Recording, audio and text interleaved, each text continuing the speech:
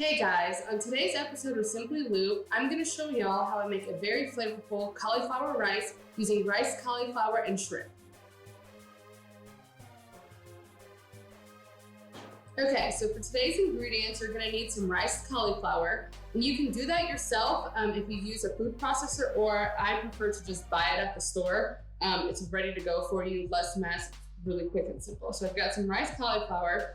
I've got some well-cut shrimp, some grape tomatoes that I've ordered already. I have some a mix of pepper jack cheese and New York sharp white cheddar cheese, some green onion, red bell pepper, fresh garlic, a tablespoon of half and half, and then I've got some olive oil, chili powder, smoked paprika, and salt and pepper. And it's really pretty simple. I'm just gonna get my pan nice and hot with some olive oil. Once I do that, I'm gonna toss in my veggies. So I'm gonna toss in my bell pepper, my onion, my garlic, my tomatoes. I'm gonna cook that down just for maybe about 5 minutes on medium to high heat. Then I'm gonna go ahead and add in my shrimp and my cauliflower. Once that gets cooked, which is gonna be pretty fast, you want it to really hold its texture. I'm gonna add in the cheese with a little bit of half and half. I'm gonna add in my seasoning, and it's gonna be ready to go.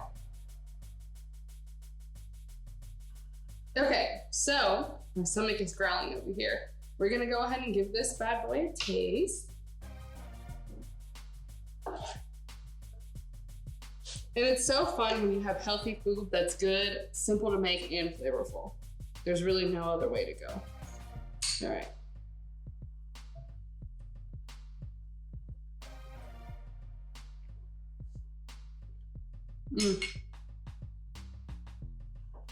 Yeah, that is so good.